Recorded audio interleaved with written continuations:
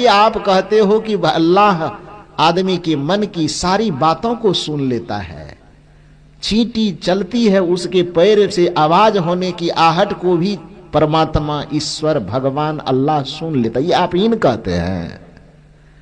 तो कबीर साहब का सीधा सा प्रश्न है कि आप कहते हैं कि चींटी चलती है तो चींटी के पैर से निकलने वाली आहट को भी भगवान सुन लेता है, तो अपने मन की बात सुनाने के लिए भगवान को स्पीकर लगा के सुबह सुबह शाम क्यों चिल्लाते हो?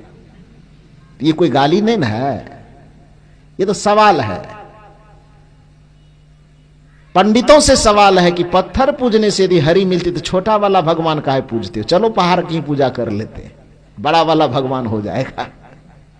पत्थर पूजे हरी मिले तो वो नहीं कह रहे कि पूजा मत करो, वो कह रहे पत्थर इसको पूजने से यदि हरी मिले तो मैं पूजूं, ना पूजूं कहां कह रहा है?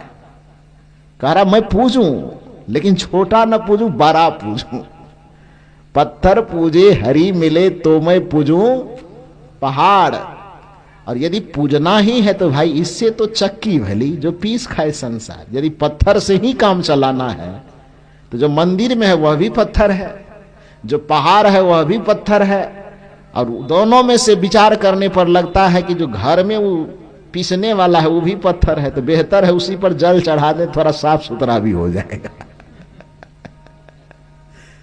तो इसमें कोई कठोरता तो झलकती नहीं है, केवल सवाल है, प्रश्न है।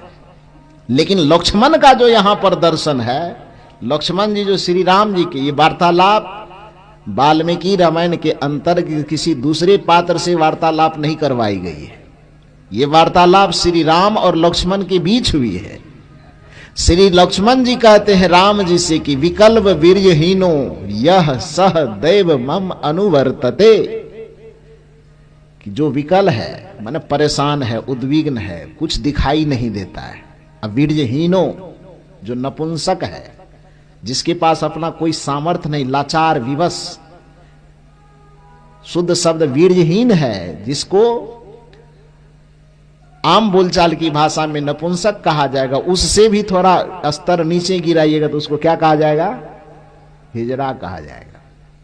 तो विकल्प वीर्यहीनो यह जो ऐसा है, सह दैवम अनुवर्तते, वह देवताओं की प्रतिमाओं का अनुकरण करता है। पुरुषार्थिनः, पुरुषार्थ पर जिसको भरोसा है, स्वयं पर जिसको भरोसा है, नह सह दैव पर्युपासते, वह कभी भी किसी देवता का पिछलग्गू नहीं बनता है। यह किसने कहा? लक्ष्मण जी ने कहा। लक्ष्मण जी कबीरपंथी बना था कभी? क्यों कहा? क्योंकि वो पुरुषार्थ के महत्व को जानते थे। खैर, मैं मूल रूप से यह कहना चाहता हूं, श्रीमद् भागवत महापुराण के पास जाइएगा तो श्री कृष्ण ने सबसे पहले ब्राह्मणवाद का पुरजोर विरोध किया। इतना जबरदस्त विरोध किया है, मेरे समझ में कभी कभी ये नहीं आता है कि भागवत कथा बांचने वाले जब सामने में भागवत कथा की पुस्तकें रखता है, वो पुराण रखता है, तो उसमें पढ़ता क्या होगा और बोलता क्या होगा, ये मेरे समझ से परे लगता है। क्योंकि श्रीमद् भागवत कथा में ही ब्राह्मणवाद के खंडन का इतना जबरदस्त सब प्रसंग है, मूर्ति पूजा के खंडन का इतना जबरदस्त सब प्रसंग है कि उन्हीं प्रसंगों को यदि लोगों को सुना दिया जाए तो कबीर साहब का मिशन पूरा हो जाएगा। ये बीजक पाठ करना ही नहीं पड़ेगा पुरुषार्थवाद के प्रचार के लिए, वो भागवते के प्रचार से कबीर साहब का प्रचार हो जाएगा। आप कहें इजाजत दे तो थोड़ा समय सुनाओ, भागवत कथा हो जाए थोड़ी देर, वृंदावन बिहारी लाल की। हाँ तो शुरू किया जाए। श्रीमद् भागवत महापुराण में कथा आती है, जिस कथा को कुछ आधा अधूरा आप लोग कहीं से सुने होंगे, लेकिन उसको पूरा न सुन पाने के कारण उसके भाव को आप समझ नहीं पा रहे। मैं पूरा कह दूं तो शायद आपको लगेगा कि ये तो पहले से हम जानते हैं। आधा जानते होंगे, आधा नहीं जानते तो लिंक जोड़ देते हैं हम। क्या है वो? श्री कृष्ण जी बहुत छोटे हैं, बच्चा, गैया चराने गए हैं, और गैया चरा करके जब लौटते हैं एक दिन तो शाम के समय में देखते हैं कि पूरे गांव वाले एक चौराहे पर भोज की सामग्री, दाल चावल, दूध दही, मक्खन मिश्री, मेवा मिठान जो भी है, पूरे गांव से चंदा जमा करके चौराहे पर जमा किए। और नंद जी जो थे, श्री कृष्ण जी के पिताजी, वो उस इलाके के प्रधान थे, जिसको छत्तीसगढ़ की भाषा में सरपंच कहा जाता है, अब बिहार की भाषा में उसको मुखिया कहा जाता है।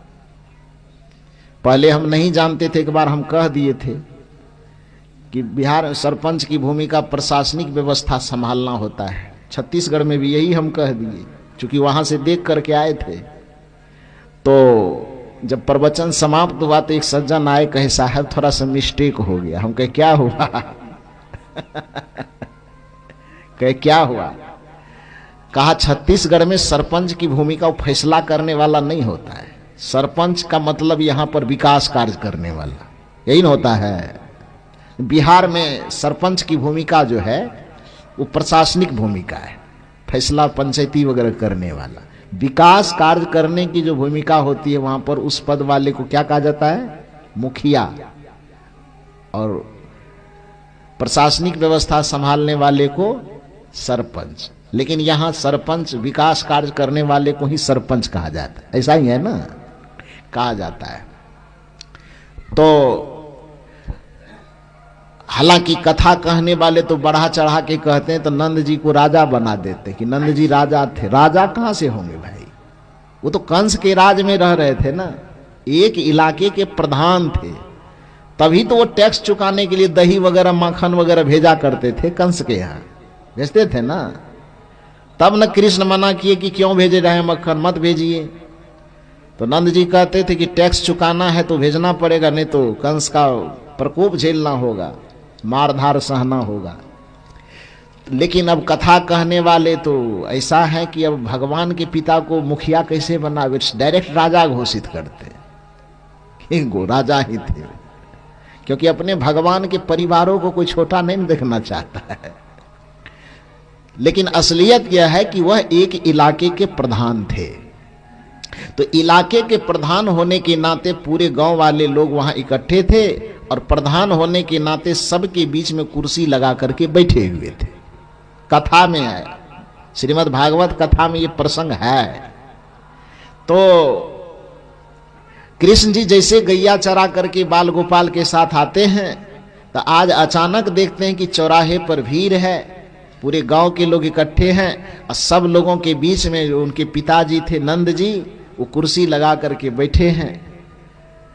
स्वाभाविक है कि बच्चे को ये सब घटना तो और उमंग पैदा करता है ना।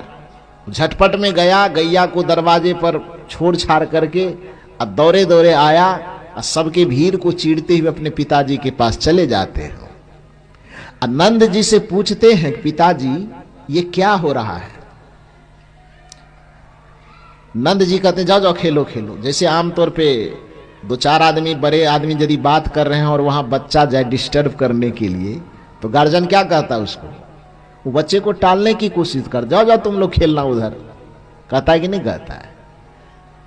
तो श्री कृष्ण जी को ऐसा ही कहा गया, जाओ जाओ खेलना। लेकिन कृष्ण जी तो बचपन से ही आप जानते हैं कि बड़ा प्रतिभा संपन्न थे। वो प्रतिभा का लक्षण ही होता है कि संशय में न रहना। जैसे अभी बता रहे थे ना कि ज्ञान के 3 लक्षण, निर्भयता, निर्भ्रांतता और निर्मलता, ये ज्ञान के 3 लक्षण, ज्ञान के 3 परिणाम है। तो कृष्ण जी बचपन से ही प्रतिभा संपन्न थे, इसमें कोई संदेह नहीं। वो झूठो बोलते थे, बड़ा कड़गड़ झूठ बोलते थे, मैया को झुका देते थे। वो माखन खाते, मैया देख ली माखन खाया जी, एक बार मुंह से निकल गया नहीं खायो, मैया मोरी मैं नहीं माखन खायो। तो सिद्ध किया कि नहीं किया? जैसे भी सिद्ध किया, लेकिन सिद्ध किया कि सचमुच में तू नहीं माखन खायो। प्रतिभा थी तभी तो खैर, तो पिताजी उनको कह रहे हैं कि जाओ खेलना, लेकिन वो जिद पे आ रहे हैं कि नहीं पिताजी, हो क्या रहा है ये तो बता दीजिए। लेकिन नंद जी बार बार टालने की कोशिश करते हैं, और कृष्ण जी बार बार पूछने की कोशिश करते हैं। तो नंद जी को लगा कि शायद इसको हम भगा नहीं पाएंगे, तो गला पूछो क्या पूछते हो? कहा ये क्या हो रहा है? कहा पूरे गांव वाले मिल करके आज पूजा करेंगे और पूजा के उपरांत जो भोजन प्रसाद बनेगा सब गांव वाले मिल के खाएंगे। नंद जी सोचे इतने से बात से कृष्ण मान जाए, लेकिन कृष्ण जी कहे पूजा कर रहे हैं तो किसकी पूजा कर रहे हैं?